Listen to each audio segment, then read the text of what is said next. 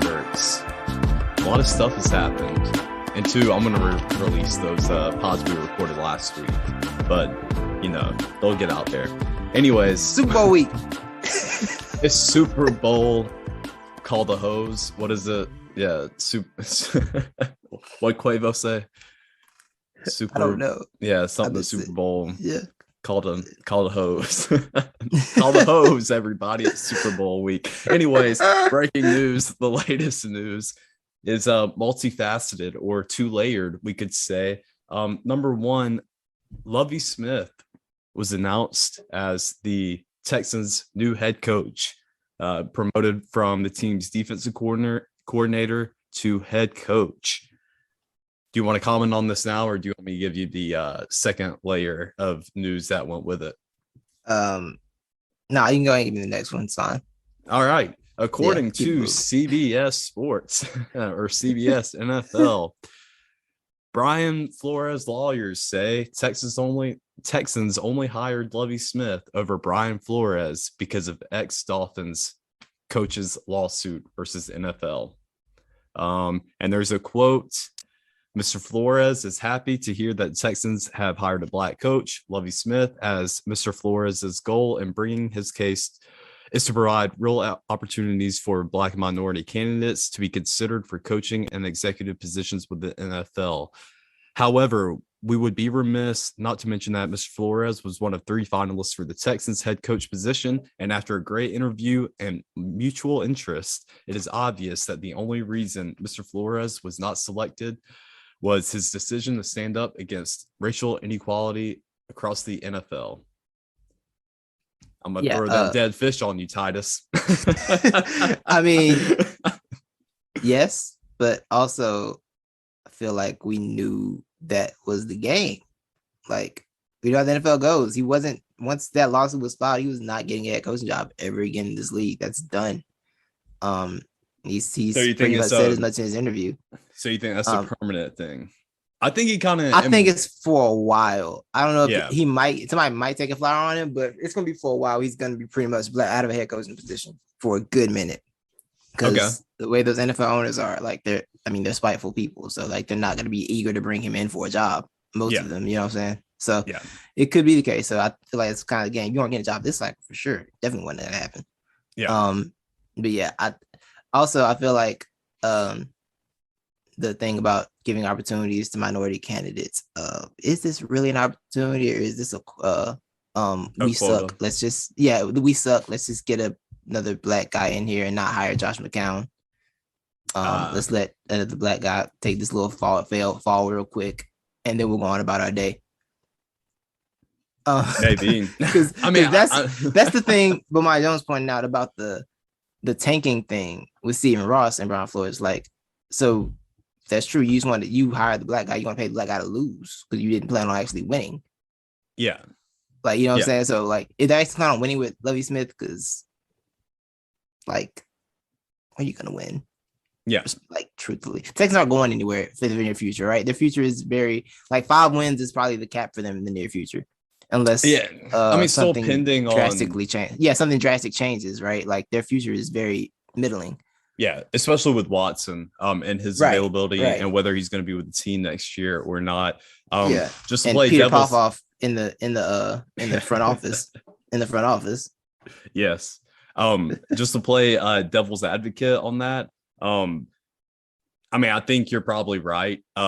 Just to give the flip side of it is, I think Flores overall, I don't think he was there just to be the guy to lose at Miami and then kick him out. And I only gathered that from Stephen Ross being so willing to bring in Tom Brady and, go after the number 1 pick with Joe Burrow. So I don't think, I think that's a sign that he wanted to win instantly, and you're not bringing in Brady to come in and help tank your team. And then flip side of that too is, they just paid out Culley's 3-year contract. If they just wanted to keep a guy in there just to keep him losing, why pay out a 3-year contract just to, give somebody else more money to do it for you? Yeah. That Culley thing is weird because it's like, y'all knew y'all were going to be good this year. Mm-hmm. And he really actually overachieved in that job. Yeah, he did. So it's like, why are we firing him in a year? But I also think, you can look at it that way. Also, you can be like, they hired Lovie Smith to cover the tracks that they hired this other black dude to fail. Like, the block's hot. Yeah. Because Josh McCown being a finalist for this job is the most mind-boggling thing of all of this. Yeah. Like, that man's a whole finalist. That man's barely coaches high school. Yeah. Barely. He was like, a nice backup. Well, there's apparently, I mean, there's a reason why. I mean, how many decades has he spent in the NFL as a backup? So it kind of doesn't. I mean, of course, it surprises me, but it kind of doesn't surprise me. I mean, definitely head coaching position. Maybe jump into an OC role would be a little bit more appropriate, right? But yeah, I mean, with all the teams that he's played with and everything, and apparently, like, around the league, everybody loves Josh McCown. I don't know. That's just what I've heard. I think that's kind of, I don't know. Part of me does think this probably would have been Brian Flores' job. Now, whether it's probably better though that he's not getting this job. This is better. Yeah, for sure. Yeah, for sure. Getting the Texans job is not that. No, I wouldn't want that job. No. I mean, if he probably will get forgotten money about. Hidden in the. They probably got Todd money hidden in the pipes. Oh yeah. Yeah. Shout out. There. The pipes are underground now, all throughout Houston. Yeah. Oh yeah, for sure. That's never happening again. Exactly. That's done. Well, Lovie Smith, do you see success with that, or do you think that it is a prop for failure? I see it being a Lovie Smith thing where they might have the same record they had this year. Like, Lovie Smith doesn't inspire much in me as a head coach. But I've seen him in a couple places, like, Lovie Smith, he's got a job. All right. Yeah. Well, cool. The most inspiration he's ever exuded or I've ever absorbed from him is that one time they had a big win at Illinois and they carried him off the field. That's right. Right. Yo, dude failed at Illinois, bro. He was good his first year there. He was, but it's like he was looking up. It's like Lovie hasn't really succeeded much outside of those early Bears years with Rex Grossman, which is an accomplishment. I mean, the man got somewhere with Rex Grossman. That can never be understated. But then after that, it's been he's just, he's a fine middle. He's a safe hire, I guess, right? He's a good, I mean, he may be one of those guys we argue like a Dan Quinn, where we say, hey, Dan Quinn, much better as your coordinator. Keep him as the defensive coordinator. I think Lovie Smith may be that too, because he's pretty good. I mean, I think the Texans they overachieved in every aspect pretty much this season, but they had a pretty solid defense this year. I would agree with that. But yeah, I guess this is, the hire Lovie Smith isn't like what a terrible hire. It's not like wow, what a great. It's like okay. I think it's actually the best hire for the Texans just because of all the turmoil and drama that has gone on in the past year in that locker room. I mean, you're keeping a same face. You're kind of so you're keeping things familiar. So yeah, I think that's kind of what it is. All right. Well, the other hire that happened today, or I don't know if it's been officially announced yet. I thought the Saints were going after their special teams coordinator, but they end up hiring their defensive coordinator. Dennis Allen is their new head coach. Dennis Allen's back. Yes. He's back. Where was he at before this? He was at, didn't he become head coach for a minute there? When Sean was out? I thought he was head coach when Sean was out for a minute. I think that was him. Or I thought. And he's been a head coach before. Yeah. Yeah. But he's the head coach of the Raiders from 12 to 14. That's right. Yeah. That's he was also, born in Atlanta. Was he? I didn't know that. I think the Saints going in-house for the hiring makes a lot of sense because it wasn't a situation. It wasn't a culture changing situation. It was a situation where your head coach just, is burnt out. So I think staying in-house with that made a lot of sense for them. So I think Dennis Allen hire is fine. I don't think they have necessarily a strong future anyway, right? Like they got a lot to figure out cap-wise, money-wise. Whether they're gonna have a running back next year, depending on how things go for Kamara. Yeah. After breaking dude's face. The Saints this weekend. definitely hot promoted within just because they couldn't afford plane tickets for their candidates to fly in. Yeah, that wasn't a thing. Yeah, no, they can't afford any of that. Byron Leftwich, did they interview Byron Leftwich? I thought, were they talking to him at one point? Well, I'm glad you brought that up. I don't know about Byron Leftwich, but I just saw today. So, Titus, I have yet to see this man's name in any article or any news press release in this whole 9-team coach carousel that we've had going on. Eric Bieniemy popped up on my radar for the first time today in an article, and he took an interview with the Saints. Oh, really? Okay. Yeah. Since I hadn't heard Eric Bieniemy's name yet, I've kind of just until today. Now that theory is gone, but I've just held on to the theory that, all right, I think Andy Reid's pretty much told Eric, "Hey, when I leave, the keys are yours." Right? Yeah, exactly. That's kind of what I thought because his name didn't come up at all in this cycle. So I feel like after the way last year went, he was just like, "Yo, just say this hang out." Exactly. I still think that's kind of the case, and he's still just like taking interviews. Yeah. So I mean, I kind of feel like because I feel like Andy Reid would be pushing for him more too publicly to be getting these interviews. Yeah, I think Andy's not one of those put the public head coach and waiting title on him. Yeah, because how many guys like actually keep that title and stay there forever? You know what I'm saying? When you put it on them, but I think they probably have a real understanding of when Andy's going to be out and he can take over, which I think is perfect because I think the Chiefs should also just keep that thing rolling as best as possible. Keep familiar faces there. I think so too. I'm gonna look up. Did you look up if what's his face? Leftwich. I got you. Yeah, I got it straight. Hold on, give you a second. That's why I'm kind of surprised he didn't get a job in this coaching cycle, but I think it might be for the best looking at these franchises and where they are. Yeah, as you look that up, speaking of Byron Leftwich, another more recent coaching hire is the Jacksonville Jaguars getting Titus's boy Doug back into the game. He's hired as head coach, and what's his name? I can't. Okay, the Saints. Sorry, Saints put in an interview request. The Saints did put in an interview request for Byron Leftwich as a. Did he take it? I guess that's what it said. Everything says Saints grant permission to interview Byron Leftwich. So I guess they did it. I don't know. Okay, but yeah, Dougie P's back. Super Bowl winning Doug Peterson. Yes. I actually do like the hire for Trevor Lawrence, but I don't like the hire because it's a Jacksonville job, and I don't think there's any hope there for anybody. Yeah. Well, I mean, there's it feels like a real hopeless mission. The silver lining for the Jacksonville Jaguars is the Khans selling the team. That is, right. That's the best bet. Yeah, I don't know how Trent Baalke's kept this job when nobody in this league likes him.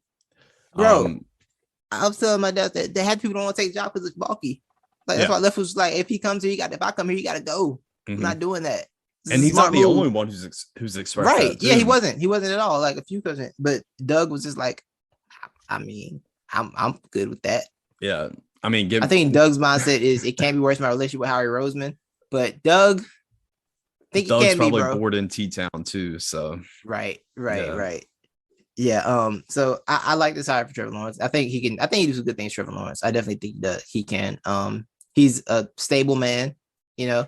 He doesn't instill confidence. Players do like playing for him. It's just about it's about the concepts and the ideas get a little lost. And I think one of his issues is loyalty to the wrong people on his staff too. Because he was doing a lot of promoting with guys who weren't actually achieving at their current positions, like trying to promote a wide receivers coach, offensive coordinator when the wide receivers were terrible.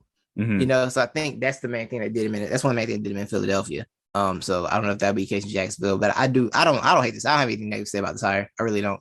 Yeah, it's more about the organization than the man at this point with me with Jacksonville. Doug Peterson definitely looks like a boat guy, right? For sure, he looks like him and Lane Kiffin definitely talk boats for sure. Now that you say that, that's got to be a visor thing, though. You might be onto something. When you see a visor, you just think boat. Yes. I think you're on black or white, bro. Because I swear every black guy I've seen with a visor on either he's hauling a boat or he's in a boat. It's visors and boats are just a thing.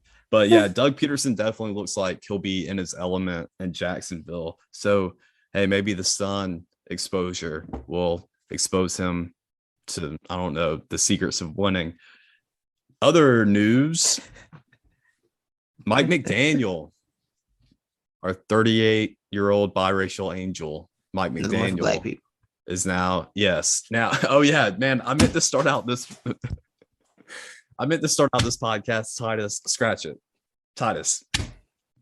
Yes. Days ago, there was only one, but now there's 2.5. That's right. 2.5 black coaches in the NFL. That That's half right. being Mike McDaniel. What do you think of the hire? I mean, I guess, right? That's my thing, right? The Shanahan and McVay coaching tree, it's all like, I guess it'll work. We'll see. Because these guys don't seem to be like the guys from that staff don't seem to be going to be bad head coaches, right? Like McVay, Shanahan, LaFleur. Mm-hmm. Damn, all those guys seem to run the same circle. So it doesn't seem to be a bad hire. It's just, I don't know if the Dolphins don't give me turnaround job vibes. Something about them doesn't give me this is going to be a turnaround because we got our offensive genius. I think you need an offensive genius, a front office genius, a stadium building genius. Of course, it's a lot that's needed, but I do think this could be very good for Tua because there's no way you can coordinate and be around Jimmy Garoppolo and you can't help Tua. You know what I'm saying? I think it's good for Tua. I think it's good for Jalen Waddle. And he'll be given a lot more opportunities, to just be an athlete. Just go be an athlete. You know what I'm saying? I think Tyler has some potential. He has some potential. Yeah. And McDaniel, like he's young, he's been around the game forever. So I actually do think it could be a fine hire. It's like, it's fine. Dudes came on the scene this year. So it's like, yeah, okay. This could work. I don't like admitting it that much, but I think McDaniel is probably the best hire for the Dolphins when especially if you're going, I mean, he's pretty much the polar opposite of Brian Flores. And just to entertain any of the notions that, there was some angst in the locker room or in that coaching staff room, whatever. Well, Mike McDaniel seems to be a very likable and open and vulnerable guy, just a guy you want to roll something up and smoke it with, so yeah, I mean, I think it's if you don't want to, he'll definitely do it. Yeah, exactly. And you can just watch him. Yeah, that's right. That's right. What do you think he talks about? I bet he draws up offensive schemes. Bro. I think that's perfect. Yeah, I think that's where the genius plays came from. That half of Debo Samuel's plays came from that. He was just like, "What if we put him at running back?" Yes. And he called Kyle Shanahan at 4 a.m. You think Kyle's in those sessions with him, bro? I think Kyle's at home with the fam, missing the days where he used to be able to be in those sessions. Yes, yeah. And he gets called at 3 a.m. Like, bro, think about it. Debo at running back. What if we did it? And Kyle's like, what? No, listen, what if we did it though? Like, what if we really did it though? And Kyle's like, get off my phone. And then he sits back and Wrestler's like, you might be on to something. Kyle opens his eyes. That stoner's on to something. right. He sees out like he's done it again. and now Debo Samuel's on. Yes. That's really what I think it goes for sure. So that I'm sure that medical cards already printed and laminated and ready to go for McDaniel. It was in the contract. It was definitely written in the contract. Get me my medical card, please. Let them make the playoffs this year and watch out Stephen Ross. Watch who Stephen Ross lobbies behind for Miami governor of Florida. Yes. See what their policies are. See what their policies are. Where the Stephen Ross money goes. That'll tell us everything we need to know. So can we explore, in my opinion, when I saw the headline that Harbaugh was like, you know what, guys, I'm going back to Michigan. Did that just not scream crap, I can't go to Miami now. I guess I got to go back to Michigan. Did that scream plan is foiled? Because that's what it screamed to me. Well, you know me. I've been on the Stephen Ross ain't gonna do his alma mater like that train. But then when the lawsuit dropped, and suddenly Harbaugh, after his 25-hour interview with the Vikings, where they had a sleepover and drunk milk and Oreos or whatever Jim Harbaugh be doing, and iron khakis. They pleated their pants together. Yeah, pleated their pants for sure. When that happened, and then suddenly Jim Harbaugh was like, Michigan. Yep. Michigan, how y'all doing? I'm back. Like when that went down, I'm like, you know what? This looks suspicious. Yep. Maybe everyone was right. Yep. This is real suspicious. And now his coordinators are leaving Michigan. Do you see that? Yes, Josh Gaddis now going to left. Going to Miami Hurricanes. After signing day is very interesting. Yeah. Well, I think he got like a good pay raise, I think. I don't know. He was already making a bill, sure. I think, at Michigan. Yeah. I'm about to look into that. Yeah. Miami got their new boosters and staff. So that say something at football money that they took from the hospital. So they got good bread down there now to spend. So it's highly possible he got a raise. It's very, but the Harbaugh thing seemed it did seem mad suspicious right then. It's like, okay, so this wasn't planned the whole time, huh? Yeah, planned the entire time. Because the Vikings hired the Rams defense coordinator very quickly, very, very quickly after that. Yes. Well, offensive coordinator Kevin O'Connell. Offensive coordinator Kevin. Yeah. Because Raheem Morris defense coordinator. Yeah. They did that they made that move very, very swiftly. So it does add up. It does. It does. And good. I want to give just a small clap to Harbaugh and Ross, because they had a good scheme. That was a good scheme that they were running, in my opinion. Bro, it was really successful. Yeah. I'm not gonna lie. Yeah. It was a well thought out plan. Do you think Flores knew the scheme and so that's another reason why Flores threw that out there and the timing of it? Yeah, I think he figured. I think he had a suspicion, and then happens like, see, I told you. I told you how they do. So I think that's how it went. That's how it went. So Josh Gaddis, he made a total of 1.2 mil last year, including the bonuses that he achieved. He had a $900K payout. I can't find anything. I don't think there are any details yet on how much the Miami money. One. Yeah. That's interesting. It does also speak that it feels like Harbaugh had definitely told him he was gone and told him to go find jobs. Yeah. And then they all went and found jobs. Like, what you mean? I thought, but I'm back now. Or do you think Harbaugh told Gaddis, like, hey man, I'm about to leave this effing place, but don't worry, it's yours. And then Harbaugh's like, hey, I'm back. And Gaddis that's highly possible. Yeah. Real Brett Favre and Rodgers situation. Yes. Yeah, I'll just leave. It's fine. Yeah. It's warm down here. Yeah. I think that's how McGaddis' interview went. But when they called him, he's like, I'm good at Michigan. It was he's like, what's the temperature down there? Like, it's a nice 65 degrees. Yeah. In February? Yeah. I'll catch a flight. Yeah. Exactly. Before we get on to grades, Odell Beckham, there's a new headline out. Odell says he was close to signing with the Pats or the Saints over the Rams. I can see that, especially the Saints, considering that was home. Oh yeah, I didn't think about that. Yeah, I didn't think about that. The Pats. That's kind of surprising to me. I don't know why he would. That Odell Beckham does not scream the Patriot way to me. Yeah, but Bill likes the Patriot way. It sound good, but Bill be liking talent, man. Oh yeah. Bill be liking talent. Cam didn't fit the Patriot way either. Yeah, but he went for it. I need somebody. Yeah, and they're both friends after that. I mean, they still respect each other. They're still yeah. So I think Bill will compromise a little bit, right? Like he'll compromise sometimes. Yeah, I think that would have been good. I think Patriots would have been good too. Actually, that would have been good, and he would have been the number one target too. Right. But I think this works out well because it gives him the Super Bowl opportunity.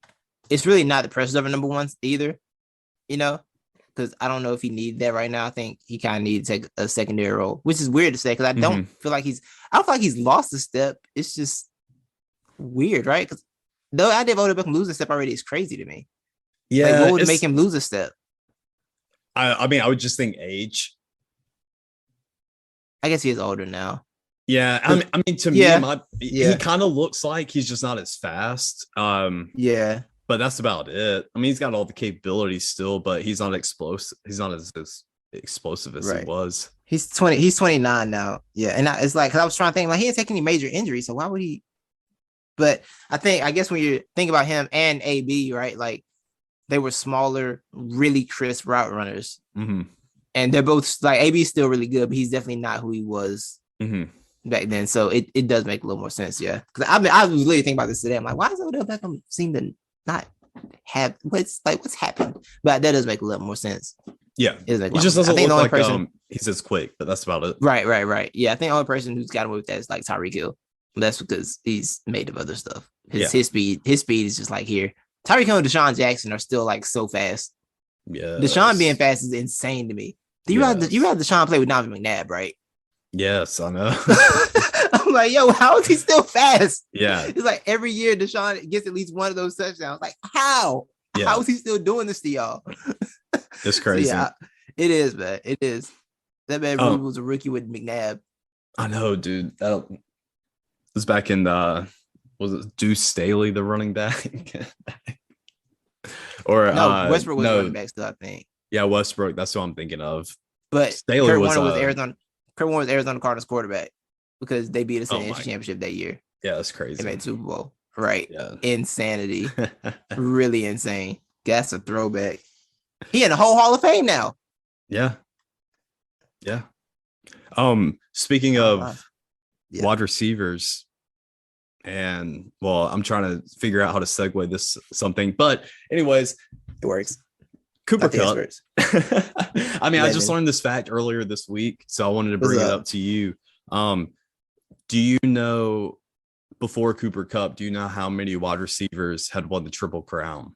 I'm quizzing you here. Ooh, this is a good one. I want to guess 4. So Coop is actually the 4th. Really? Yeah. Nice. So can you guess the 3? Okay, I'm going with Jerry Rice is 1. All right, ding, ding, ding. I would like to say Randy, but I feel like Randy caught too many touchdowns, leader in receptions. Because like when you catch that many touchdowns, Randy Moss, but when you catch that many touchdowns, I don't think you can make the list. I guarantee you, Titus, these two people, I'll be very impressed if you get it. Lynn Swan. No, okay, too old. I don't. Okay, too far. I don't even know what year Lynn Swan is. Chris Collinsworth. No, you want me to give you a year on like the give me or I can give you the exact years. I think it was 1990 and 2005, I believe. Ooh, okay, 05. Who was cold in 05? T.O. do it once? Nope, he didn't. Okay, I thought it's gonna be really obvious. I'm gonna be mad at myself. It's not. It's not. Okay. No. Okay. Yeah. 1990. Andre Rosen. Nope. I think about 90s wide receivers. Chris Carter wasn't playing in the 90s yet, I don't think. I'll give you a hint of who he is. Okay.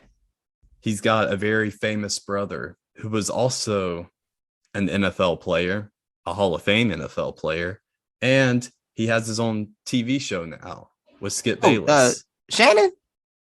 Yeah, so his brother. Shannon Sharp. What's his brother's name? Sterling. Yeah. See, I kept seeing Terrell Davis. I kept seeing Broncos, but I couldn't see. Yeah. Sterling Sharp. Yeah. Sterling Sharp did it once. Yeah, in 1990. Yeah, that's right. With the Sterling Packers. Sharp was cold. He's had injuries that messed his career up. That's right. Because Sterling would have had a great career. That's right. 05, I wouldn't have guessed that. 05, I don't know. Greg Jennings or Donald Driver? No. Torrey Holt? No. Okay, I'm out. That's my last Carolina Panthers. Steve Smith? Yes. Really? Yeah. Wow. So Jerry Rice, Sterling Sharp, Steve Smith, and Cooper Kupp. Wow. What interesting. I would not have. It's a crazy group, right? Yeah. I would not have put that together. I would not have guessed Sterling Sharp at all. No, me either. Or Steve Smith, but I guess Steve does make sense. He was all Jake Delhomme had. Ooh, yeah. I need to look. Let me double check that year, because for some reason I was thinking that was a Cam year, but 2005 is way too early for Cam. Yeah. That's way too early. Let's see. It was 2005. Yeah. Yeah, I think that's the year after their Super Bowl. No, 2 years after Super Bowl appearance. They were still a good team for a while, I believe. Yeah, he had 103 receptions, 1,563 yards, 12 touchdowns. I mean, those aren't even like crazy numbers. I mean, they're good numbers, but they're not crazy. Right. But yeah, shout out. That was our Not the Experts trivia for the week. I like this. I'm go quiz y'all's friends. Right. I have a hypothetical question for us to discuss when we get done with the show too, or when we get done with the main part of the show. To close it out. Yeah, it can be a bonus. It can be a little bonus episode. Bet. A little bonus. Yeah. Well, I mean, I don't know if we have anything to say on this, but I was told, we could improve our pod by including more news in it. So here's another news piece that just came out earlier.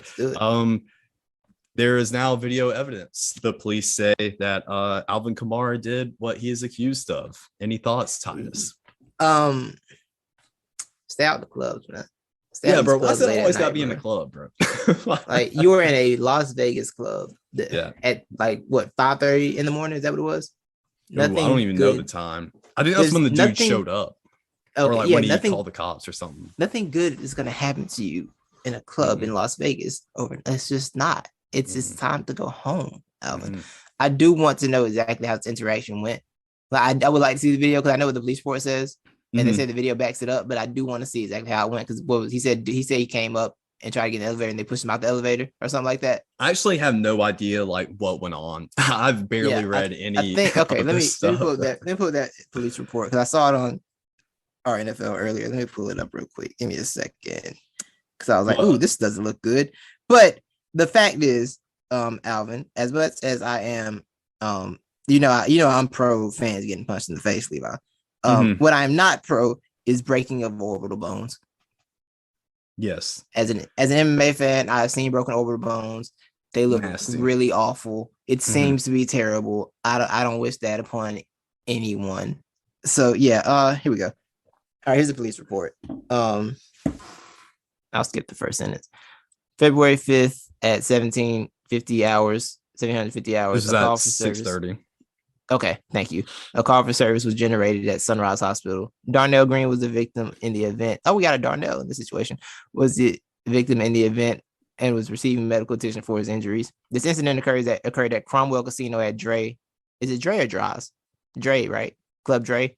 DRAIS. I thought the I was silent. I can't remember.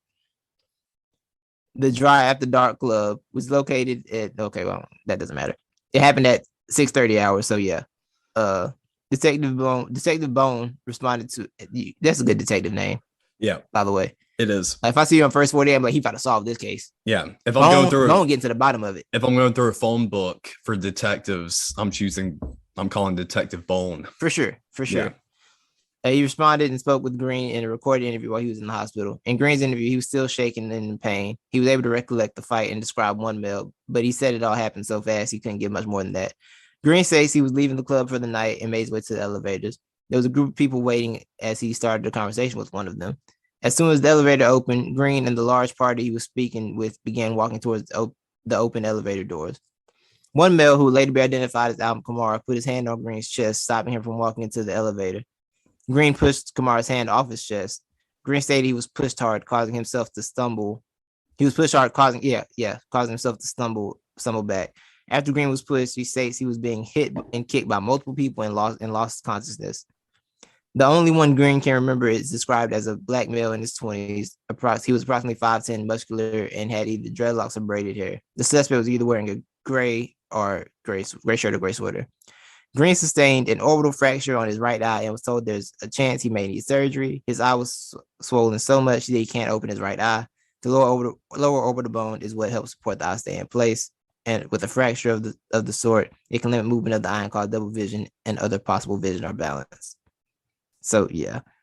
The thing about this also, don't knock a dude out and then don't knock it out in the club and then stay to play in the Pro Bowl. You'll want a level high. It's time for you to leave. I thought this happened the night after or the night of the Pro Bowl, and I did not realize this happened the night before the Pro Bowl. No. Yeah, okay. Kamara had an interview as well, by the way, with the cops. Okay, here we go. So Kamara said he was with his girlfriend Tia, his assistant Reagan, and a couple of his friends, being Darren Young and Percy Harris. While they were waiting for the elevator to open so they can leave the club, they were hanging out talking. The elevator opened and they all started talking. They all started to walk in. Kamara remembers Green calling one of the friends ugly, and then later said, "I'll whoop your whoop too." That's a dangerous thing to say. Ooh. Kamara said he saw a fight break out next to him. He saw Green get punched. Kamara threw a couple punches, thinking the guy was running away. Kamara doesn't remember if he punched Green while he was on the ground. It was a congested area and hard to see what was going on. I presented Kamara with the photos that night. Kamara pointed out himself, Percy, and Darren to give us an idea who everyone was. When asked why Kamara punched Green, Kamara indicated he thought Green was running away and had done something to his group, so he chased and punched Green several times. Video disputes this, showing that Green was not running away, but had in fact just been punched by Kamara's associate, and then Kamara immediately attacked him. So what this sounds like to me, Levi, is my man hit you, so I'm gonna hit you. Yeah, like this does what it sounds like. That's how it usually goes.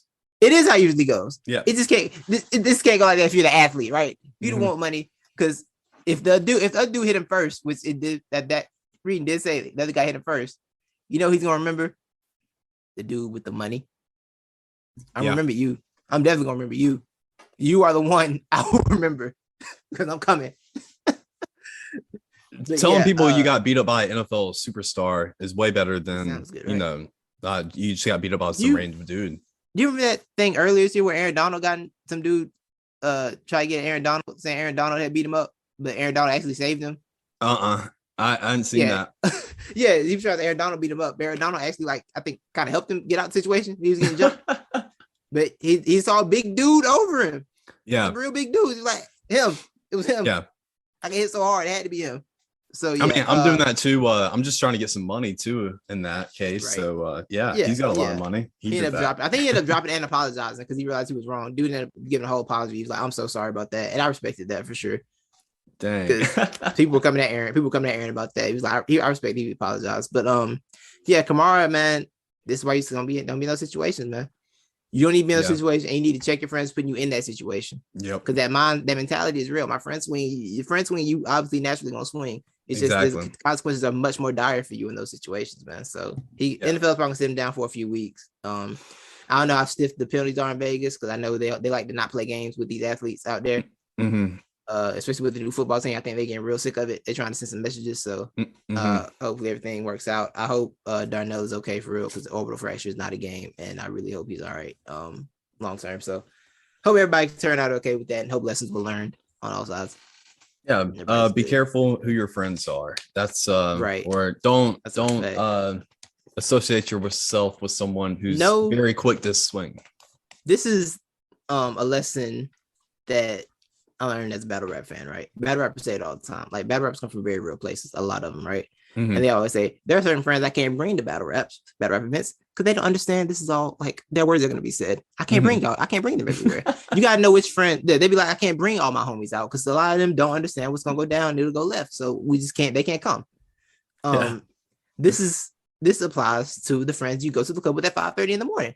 Mm-hmm. You know, it's already a high risk volatile situation to be at the club at 5:30 in the morning. Mm-hmm. And if you're there and you got the homies with you that don't know how to act in those situations that can make stuff go left, they don't need to be there.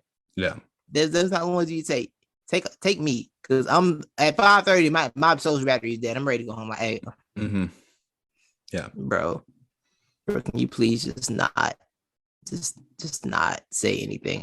We just want to leave. My social battery is dead by that point. We getting home because I'm rushing everybody at that point. Hey, y'all ready to go? Y'all ready to go? I start walking real fast. Everybody got to keep up with me. All right, yeah, we're gonna get out of there. You gotta have those type of homes. Those type of homes you gotta take you in those situations. Exactly. Like that's what you gotta do. Exactly. You know what I'm saying? That's kind of where you have shifts of homies. I got my 7 p.m.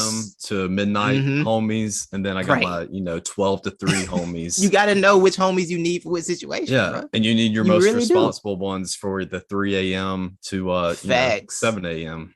Facts, because that's the most dangerous time. Exactly. That's the most volatile time of night for sure. So I really do hope everything works out okay for everybody, man. Straight up. Kamara's probably gets suspension from the NFL. It'll be deserved. I'm not going to something disputed, but yeah. Yeah. Well, I guess that's something that our boy Dennis Allen can he can deal with it. Over. Yeah. Welcome to day one. Yeah. Exactly. Do you think that was an interview question? How are you going to deal with this Kamara situation? Probably. Well, it said I think it said they informed me he'd be getting the job. So I wonder if they were like, "Hey, man, so it's yours." Yeah. What's yours? The job's yours. Yeah, it's all you. Oh wow, congratulations. Yeah, by the way, Alvin Kamara might get suspended. He's in Vegas right now. Yeah. Let us know what you need. We'll talk to you. We'll get all the contract details to your agent. See you soon. Bye. Probably exactly what happened. All right, you ready to get into these coaching hires? Absolutely. Great time. Yeah, all the spots have been filled, correct? I believe so, yes. Yeah. Well, do you want to do it like this? I actually do you want to give each individual grade, or I have 4 questions here that we could. The 4 questions are: who do you think was the best hire, the worst hire, the most surprising hire, and who can make the biggest impact year 1? Oh, I like this. This is fun. This is very fun. Bet. Okay, well, let's do it. So, let's do the questions. Titus, who was the best? Oh, we missed the whole hire. We didn't talk about Nathaniel Hackett. Oh, we didn't address Nathaniel Hackett? We didn't. Can he hack it? I thought we addressed him in the previous one that has not been released yet. Did we? It's very possible. Possibly. My take on that, I came with the take when I was thinking about the show today. I did come with a take for it. My take on that is he will be. I don't know what to do with him unless they find him a quarterback. And they haven't found one yet. So they find him a quarterback. We'll see what he can do. Maybe A-Rod. Maybe so. Maybe so. But yeah. We'll go. That's my take for Nathaniel Hackett. So which one are we going with first? Best hire? Titus Majors, who was the best hire in your opinion? I think because of pedigree, I might have to go Doug Peterson. Ooh, because he does have a pedigree as a Super Bowl champion. He does. He set a solid culture in Philadelphia. I can't knock what he said in Philadelphia. He set a solid foundation, solid culture. He was a part of a rebuild from one of the worst eras in Philadelphia history, one of the worst 2-year periods in our history, with the man in UCLA, whose name I will not say today. The other Kelly, who I don't like. So he did set apart a nice reset, and I think that's a good hire for them just because it's a stable force. Even if it didn't turn out to be a winner and successful thing, that's a stable force as opposed to the last hire that you had. Yeah. This wasn't a splashy hire. This was just go get someone. Just go get a solid coach. I think Doug does deserve another shot. I do. I would never say he didn't deserve another chance, even though I've had my doubts with him, but I do think he deserves another shot. I think it's a good hire for them. So I think that might be what I'll go with. How about you? I may need some forgiveness on this, and I hate to do it, but as I look at this list, I might have to go with, I think the New York Giants picking Brian Daboll might be the best fit for me. And I don't hate that. Yeah, offense is where that's where they need to address right there. And Lord have mercy, talent. Yeah, exactly. They've just been wasting talent on that offense for the past few years. And we saw Brian Daboll work Jesus miracles on Josh Allen and that Buffalo offense. So maybe he can bring that holy water to New York. Yeah, it's very possible. It's very possible. I don't hate that at all. And I think the Giants organization, like the fact that John Mara publicly said they've done everything they can to screw up Daniel Jones, the fact that the owner's taking that much accountability said they're ready to actually maybe step up and figure some things out in terms of what they're doing, And then maybe if it doesn't work out, they'll extreme hire a black head coach for the first time. Right. Yeah, exactly. And maybe if it doesn't work out, they'll look at a black head coach the first time in their entire franchise history. Yeah. They never had one. Yeah. No, they haven't. They're the only franchise that never had one. No, really. Yeah. All right, black starting quarterback, except for that one time they played Geno and then put him back on the bench because it was like, oh wow. Sorry, I didn't know that. Yeah. I'm trying to think now, though. I guess the Falcons count just because we had Raheem Morris? Yeah, I think that slid him. I think that slid him in. I think that's the Falcons in. Yeah. I think that's the Falcons in. We're in there. Yeah, I'm pretty sure. It's either they never had a starting black quarterback, or because Geno one technically counts. It was like one game, but I think they've never had a starting black. They never had a black head coach ever. Can I ask you this? Was I wrong earlier this week when I got in an argument with one of my buddies and I said, I can't remember. We were talking about the whole Brian Flores thing or whatever. Mm-hmm. And, he's a Miami guy. So I was having fun with it, lashing out at him, talking about how terrible of a organization he cheers for. And then he tried to bring up the Falcons. And I said, what are you talking about, bro? Like, you could argue Arthur Blank might be the closest to the first black owner in the league. Well, I think that'll be Shot Khan. True. I would say, Arthur Blank's down with the culture. Yeah, exactly. Yeah, Arthur Blank did embrace what Atlanta is more than others would, for sure. No, Arthur Blank's man. No, I ain't gonna lie. Arthur Blank's man on that front. Yeah. Arthur Blank knew what his fan base in Atlanta was, and he was like, you know what? We going for him. Arthur Blank read the room. He did read the room. Arthur Blank definitely read the room, bro. So I got nothing respect for Arthur Blank. Shout out to Arthur on that. It's a great point. So also, I do want to relate this point to people. If people listen to this and they listen to like Bomani Jones, which would be weird if you listen to me and not Bomani, because that's but whatever. The point they made, people talking about there might be a black owner soon. I don't think a black owner means what y'all think it's gonna mean, and I'll just leave it there. I want you to express. I want to know what you think. A black billionaire is not necessarily down for the revolution, if you will. Yes, because you can't do much revolutionizing to become a black billionaire. It's not a lot of room. Not a lot of room for that. So I don't think that's gonna be the flex that some of y'all think it would be. Y'all might be real disappointed. I'll be real disappointed when he gets in there. He's like, I just think the policies here are just, they're good. We just have to work together. It says a lot of the platitudes. We just got to work together. Y'all be real upset. Just saying. No, don't believe the hype. This is a little bit of a different angle, but I'm glad you brought that up because it kind of addresses a larger issue. Is that I think we kind of forget too that billionaires in general don't even think on the same. They don't even think like human beings, bro. They're billionaires for a reason. Right. They don't. Billionaires ain't coming up by the bootstraps. Really. Exactly. They didn't really see the ground. They didn't really see the ground floor to get there.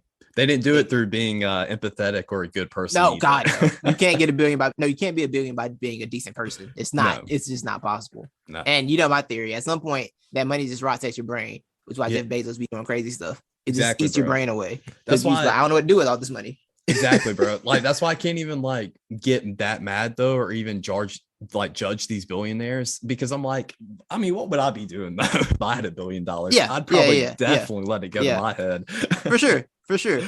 Yeah. I think the way they operate is real whack in a lot of ways. But also, if I had $1 billion, I try to pay taxes too. Exactly. You want some of my money? How much you want? How can I get around this? You know what I'm saying? So it's the game is the game. But I just wanted to, it's not what y'all think it is. Yeah. It's not what y'all think it is. Yeah. So who was the worst hire in your opinion? The worst hire. I had to go back. I forgot. Let me see again. I'm sorry. Let me go see. Look at Adam Schefter. I'm sure Adam Schefter has all the hires up. But I feel like there was someone I laughed at, but it's not coming to me right now. I think just because we don't know the name and aren't that familiar with it, the defensive coordinator from the Colts, Matt Eberflus. Oh, Matt. Yeah, I that was the first name I saw. I got nothing for that. Just because nothing for Matty. The Bengals are just throwing in defensive coordinator duds, or I mean, these guys who just show maybe a little bit of potential as a defensive coordinator, and they just throw them in. I don't know. I mean, they're not doing anything different. Like they're keeping the same recipes. If anyone should have hired an offensive mind, well, Matt Nagy was an offensive mind, I guess. Oh, I forget he was. Yeah, I mean, he was technically an OC. But I feel like you're not making the right hires to help Justin Fields, because your job should be helping your rookie quarterback who has some flaws, but I think we all saw the flashes this year. Like he can be, he get the right thing. He can be solid, right? And there's like defense. Yeah, the defense guy. I don't know what they're doing. Their field's terrible. Everything about the Chicago Bears is actually terrible. Yeah, the field's awful. You cause injuries. Yeah, I mean, your ownership's trash. I mean, the ownership's trash. I mean, they don't know what they're doing. It's the consensus from everybody in Chicago who's been so fed up and frustrated with this family. But hey, they need to get somebody in that front office who actually knows what they're doing and leaving it up to the family. And I like the fact they hired a guy came up for the former player and is now in the front office. I think that's really dope to see. I think that's a really dope thing to see. I think that's a really dope thing to see. But I have no. You didn't instill confidence with your first move. First move instilled nothing in me. But yeah. All right. So which hire shocked you the most, or were you surprised? We didn't mention Josh McDaniels with Oakland as our that's my nomination for surprising. Oh, for surprising. Sorry, I thought you were talking about surprising. Okay. So I was going to name him as best, but I saw him. Yeah. I was like, no, that was the most surprising. Yeah, I thought he was going to stay beside Belichick for the rest of the time. Yeah. Until Belichick left, because, I mean, he did bail on the Colts that time, literally. Yeah. So I thought he was going to just stay there forever. But yeah, that one's really shocking. I think that's fits the most surprising for sure. McDaniels. Yeah. But also, I mean, he can step in and have instant. I mean, you could probably nominate him for the next one too. Who's going to make the biggest impact in their first year? I was going to go with my boy, with Doug, my newfound ally, Mike McDaniel. Oh, okay. Okay. Because I legitimately think that if he's offensive mind, everyone says he is. I expect this to be the year we really learn about what Tua is. Yeah. And I expect them to have a breakout offensive year this year with him and Jalen Waddle. I think they'll be a very, very good offense this year. So that was one I would nominate. It was McDaniel. My brother. Yeah. My brother. Just to go different.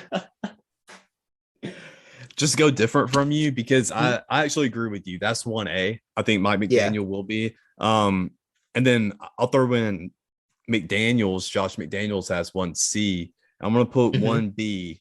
And it really depends on if they're going to move their quarterback this year, as it is kind of rumored. Kevin O'Connell with the Vikings. Yeah. Coming from the McVay tree. That's true. Running a good offense in LA right now, about to be in the Super Bowl. And the Vikings with a quarterback that isn't as good as Stafford, but he can do some similar things as Stafford. Kirk is still an upgrade from Josh Rosen. Right. And you have the running back. Josh Rosen, Jared Goff. Jared Goff. And you have the running back that you like in a Dalvin Cook if he can stay healthy, right? Like, yes, the pieces are definitely there for them. Yes, they're definitely there for him to have a good year, be a good year for sure. Yeah, with Thielen and Justin Jefferson. Mm-hmm. Yeah, weapons. Yeah, I thought that job would be the job everybody wanted all the coaches to try to get after. Honestly, yeah, I thought that would be the one, because that offense is it's ready. It's tailor made for you. Mm-hmm. You just got to go in there and figure. You got to cover. Like I said, you got to figure a couple things out with the quarterback and everything. But that offense is ready made for everyone. It is. Yeah, for head coach to succeed. So yeah, we'll see about him. I think that's a good one. That's a very good one. All right. Well, that wraps up our coaching discussion. So what do you want to end this with? So I was on Reddit today. I want to find the official post because I don't want to steal. I want to give the person credit. I was on our NFL today, as I typically do, to browse and find out what's going on a little bit, right? And a user asked this very interesting hypothetical question, right? He said, reverse all of Tom Brady's Super Bowl results. What would his legacy be? And I was like, this is a fascinating question. Because if you reverse his results, he has 3 Super Bowl rings and an undefeated season. Oh. Right. Right. Yeah, I mean, so what's crazy is I don't know if you've heard this too, but if you I think if you divided Tom Brady's career into thirds, like the first third, the middle third, and the back third, those are three Yeah, different Hall of Fame careers. So yeah, yeah, definitely be a first ballot Hall of Famer. right. I don't Because think the the title best stretch of goats his career. My bad. the title GOAT isn't handed out as easily though. There's still more debate. Oh, is it Montana? Is it Brady? So yeah, I think it's Peyton. actually hurt a little bit. Yeah, yeah. Peyton's still definitely a top of conversation there too. Yes. Peyton is definitely still part of it. Here we go. Uh, who asked this question? Disney World 1971 is who asked this question. But yeah, so that's a really it's like yes, 3 Super Bowls and 10 appearances plus an undefeated season is wide. That undefeated season gonna carry a lot of weight for sure. But that would also I think something I didn't realize was that you realize Brady didn't beat Peyton in the playoffs after like 06. Really? I mean, yeah, Manning beat him every time they met in the playoffs after that. Right, I I didn't know, realize I that. know. Yeah, because he beat him in Denver. He beat him. They either went to the Super Bowl, of course. Oh The yeah. goes to the Super Bowl, and he beat him in Denver as well. I think he beat him one other time. So Brady never beat him. Brady never beat him in playoffs again. So if all that stays the same, the conversation is much stronger. It's Yeah, much it tougher. is. This back half runs is really, and the thing about Brady is the best part of his career. To me, he didn't actually win a Super Bowl in that. Like the best section of his career, that like 07 to 14 was probably the strongest stretch of his career Yeah, in before they those beat the years like when he Seahawks. had Moss. Right. And then the year before that, because they went Super Bowl in that time frame until the Seattle was 2014. That was his next one. Then he won another, what, 4? Something like that, yeah. Yeah, so it's really crazy. That question fascinated me. Like, yo, this is real interesting because the conversation would be so wild if he didn't practice in dark magic and get these rings. Yeah. So, but yeah, I thought that was really fun. I was like, this could be a fun thing to talk about. So that means, and also think about how many rings spread out. That means the Panthers got a ring. That means we still have. It's cool with me because we still got a ring. We just would have had it mad earlier. The Falcons have a ring. The Falcons have a ring. Yeah. We would have lost championship, but I've been okay with that because I would have had one already. Yeah. Who else did he beat? Eli Manning doesn't have any rings, which then knocks him out of the Hall of Fame conversation. Yeah. It's perfect. That's good with me because I mean, not even shouldn't even be in this conversation, to be honest. But the only reason why he's in the conversation is not because he won 2 Super Bowls, but he won 2 because they were Super Bowls against Brady. Yeah. Yeah, that's it. That's the only reason, bro. Yes. So yeah, they have a ring. The Rams have 2. I think the Rams have back-to-back championships in this situation. Well, yeah, they would. The Rams have I thought the Rams beat them one year. Nah, the Rams beat the Titans the year they won. That's right. Yeah, and then so they have no, they wouldn't back because they didn't go the next year. I think they lost the next year, then made the year after that. So they have 2 championships. Kurt Warner has two Great Sean has 2 championships. The Panthers have Steve Smith has a ring. Kurt Warner has 2 rings. What else did they beat? Seattle has 2. Russell Wilson has 2 rings. Who Tampa Bay beat last year? I'm already forgotten that. Now, so Mahomes has more rings. Funny. Yeah, the funny thing about this is like all these Super Bowls that Brady's won, just about you can always see how they could have changed easily, right? Except for that Chiefs one. I don't know what would have. The offensive line would have to be healthy. They had my new one, a new O-line, and then maybe like because other than that game was just awful. That was a bad time. But every other one you could find like a play here, a play there that actually would switch the whole thing. Except for that one. That one, that was like the fixed spot in the timeline in the movie. Like this is a fixed point in time that we can't change. There's nothing we can adjust. Yeah. But no, I really thought this was a dope idea. The looking at what the game would be like if he didn't necessarily if we reversed it, but he had an undefeated season. Yeah. That is interesting. I like that. Yeah. Well, that's an interesting topic to bring up as everybody's already talking about what Brady's legacy would be with or without that tuck rule. Speaking of tuck rule, that came out last night. Did you see it? How was that? Did you watch it? I didn't catch it. Yeah, I watched it. It was. I did see. He said he didn't think he'd be starter if they had called that. He didn't think he start the next year. There would be no Tom Brady. Yeah, and I heard some analysis from that today that people thought that was a dig at Belichick.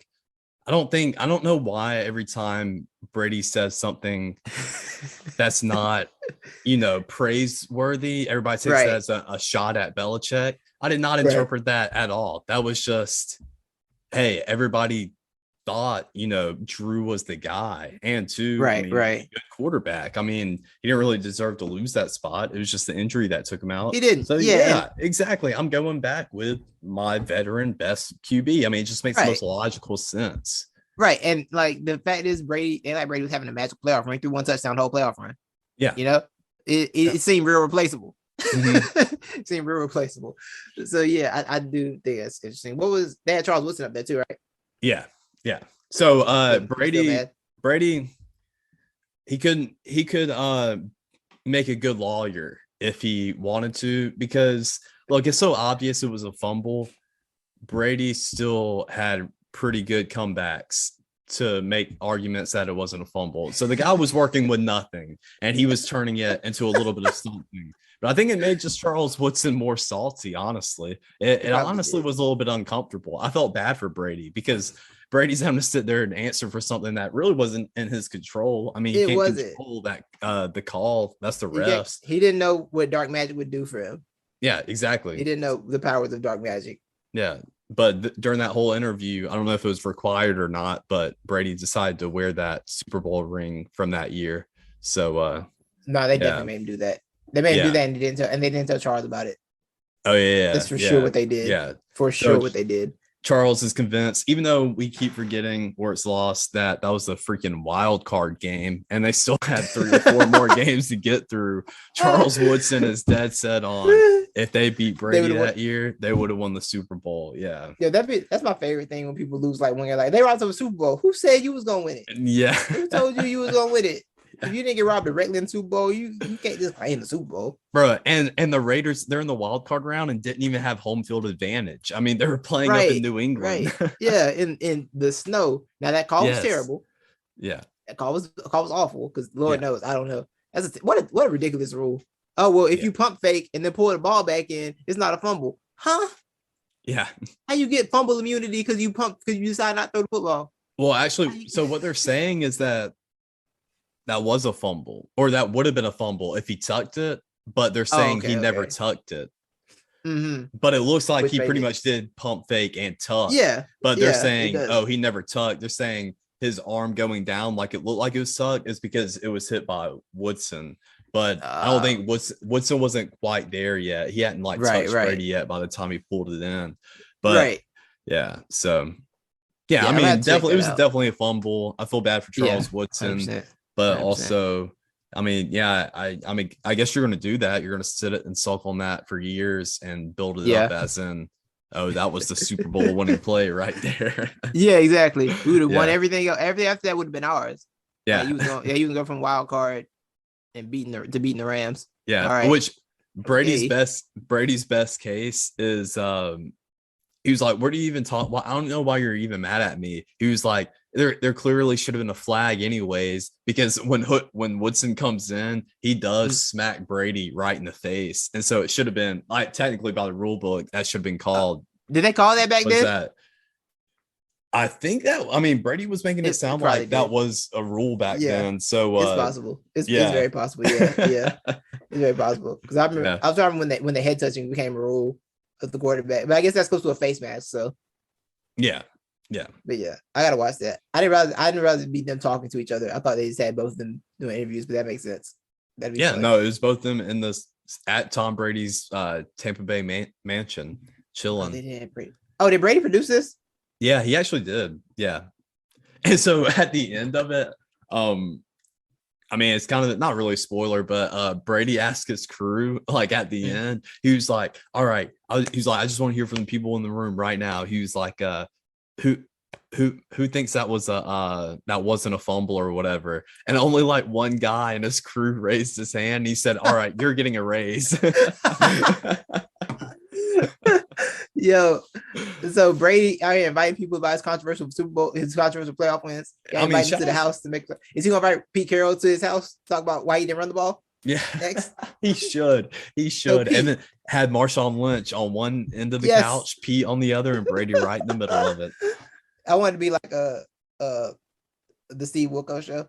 Like, so let's watch this film once again. Yeah, I want you to look at this film with me right here. All right. So when you call this pass play, Marshawn, what's going through your head? And he's just rewinding the clip over and over again, right before the interception. And it's just mad petty. That's bad petty energy. Yeah, that's great. But no, it's gonna be fun. That's fun. I'm definitely gonna check that out though for sure. I watched that before I watched Man in the Arena. I'm good on Man in the Arena. Did you watch any of it? Nah, it just I'm kind of out on athletes producing their own documentaries after this Jordan thing. Yeah, I would say if you watch any of it though, because I haven't finished it. I think I've seen maybe the first 2 or 3. I started watching it the day Brady. I mean, I got sentimental and the day Brady retired for the first announcement. I started watching it. But if you're gonna watch anything, I would recommend watch the first one because it does it's mainly about Drew. Okay. Yeah, Drew Bledsoe in there. And Brady actually talks about that in Man in the Arena. Like, I mean, I'd already heard that when he said, oh, yeah, if that tuck rule doesn't happen or whatever, I wouldn't have been starting the next year. Yeah, Brady kind of rehashes that or says, like, you know, if they just didn't win the Super Bowl at all, he wouldn't have gotten that chance. Yeah, I'll definitely check that out. I'll check it out for sure. But yeah, so that's all I want to talk about. I think this was a fun episode as always. Super Bowl week. We got episodes dropping most of the week. Like I said, I talked to a Rams fan and a Bengals fan separately today. Got both those interviews done. We'll put the Bengals one out on Wednesday for Who Day Wednesday. You know what I'm saying? That will be Bengals Day. So you can get the Bengals perspective from a long-suffering Bengals fan. And then maybe Thursday, maybe tomorrow. Well, up Thursday. I'll say Thursday. Thursday, you'll get the Rams one dropping. My homie Jonathan McCoy, you'll get that coming out. So you can get the perspective of a Rams fan who's been around since the early 2000s to the Jeff Fisher mediocre years to now. See how they feel, see what everybody's concerns are for the game, see what they're looking at, and they both give a message to their fan bases for the game, you know? So nice. It'll be fun. Yeah. So y'all be on the lookout for those. And also look out for, I'm going to release our pods from last week. So our reaction to the NFC AFC Championship. Yeah. And our predictions are in there too. Yes. I might want to change my pick. I don't remember what I picked. So you gotta remind me. The guys made some compelling cases. Some compelling cases were made today for both sides. Really? Some compelling cases were definitely made for both sides today. I can't remember who you picked. I think I know I stuck with the Rams. I think we both go Rams because I think I was trying to be convinced. I think you convinced me of Rams again. I think. Yeah, I can't remember. I think I did. Yeah, that sounds right. I be talking too much. I be forgetting what I be saying. But yeah. Oh, one more thing. I haven't told you this, so you might want to edit it out. But we might have a after party on the LTBR channel for the Super Bowl Sunday. Hey, in on that. Yeah. Turn up. Yeah, so we'll put out a promo for that. But on Caffeine, the streaming app Caffeine, if you're familiar with that, if you're not familiar with it, download it just for us Sunday. Go to LTBR podcast, follow the page. We'll be hosting an after party on that channel for the Super Bowl. So Pete, come through, check that out. So we'll be live probably right after the game on that front. So you can come through, check that out. It'll be a lot of fun. Also follow us on our socials, mainly Instagram. Just go to Instagram, go to that bio, go to the link tree, and you'll see all of our links, including the merch. Yeah. And if anybody complains on the shipping price of the merch, I apologize. I kind of looked into that. We can't control that. So just buy a lot of merch and the shipping will be free. That's right. Right now. That's right. Price a lot. And then we'll revisit it at a later date with our next batch of merch. Which actually pays people. And the third party company we're going through, I think it's like if you add this much in your cart, we'll ship it to you for free. So yeah, so just add much to your cart, yeah. Exactly. The more you add to your cart, the more likely we'll rig the drawing for the prize for you, the unnamed prize for you. Exactly. So exactly. Do you think? Do what you got to do. You know what I'm saying? Well, yeah. This was another edition of Not the Experts. Before I close this out, like, can I really gloat if I go 2 years in a row picking like my early Super Bowl winners being right? Absolutely. Can I start selling myself as a handicapper, as like a bet handicapper? You might. I mean, why not? I think I'm gonna start doing that. I mean, I'm gonna go ahead and give, after this Super Bowl, I'm already, you know what? Tune in caffeine for Levi's early Super Bowl winner next week. It's a guarantee. That's hilarious. It's only $99.99 to get my exclusive pick for next year, but you're gonna make way more money on that when you cash in that bet a year from now. Yes, there you go. I need to go back and look and like really pinpoint when I made these picks and see what the odds were at that time. Right. Because I'm definitely doing it, bro. Like if the Rams win this, I'm already putting down some money for next year's Super Bowl winner. So not the experts.